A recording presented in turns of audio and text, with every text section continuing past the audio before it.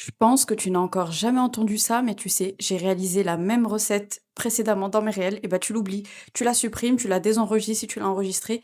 Là, j'ai trouvé la pépite pour des cupcakes moelleux que tu peux garnir, qui sont parfaits, qui n'ont pas de bosse, pas de fissures, enfin bref. Et tu vas être plutôt surpris ou surprise de la recette. C'est en fait tout simplement une génoise. Alors, d'où m'est venue l'idée? J'avais tout simplement un trop plein de génoises après avoir réalisé des fraisiers. Je me suis dit, bah hop, pourquoi pas en faire des cupcakes. Donc j'ai rempli mes caissettes aux deux tiers et je t'avoue que j'étais un peu sceptique parce que la génoise, ça reste quand même très fragile.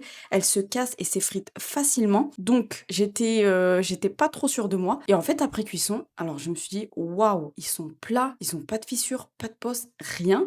Et au toucher, ça m'avait l'air hyper moelleux. Donc là, si tu veux pocher ta crème par-dessus, c'est juste parfait. Et le démoulage, alors franchement, j'avoue que c'était la partie qui me faisait le plus peur. En fait, j'en ai démoulé un qui était encore chaud, donc c'était juste une catastrophe. Donc l'astuce, c'est de les laisser refroidir un peu à température ambiante, tu les filmes au contact et tu les mets au frais, et tu vas voir qu'ils vont se démouler super facilement. Et le must, c'est que tu peux les garnir. Oui, oui, tu peux les garnir même si c'est une génoise. Je l'ai fait précédemment dans ma vidéo, tu verras, avec un confit de fraises, c'était excellent. Donc cette recette, c'est le combo parfait. Regarde-moi cette génoise comme elle est moelleuse. Et pourquoi se casser la tête à faire un appareil cupcake avec 20 millions d'ingrédients alors qu'une génoise, c'est tout simplement 3 ingrédients. Donc je t'invite à plutôt enregistrer cette recette et plus qu'à te souhaiter bon appétit.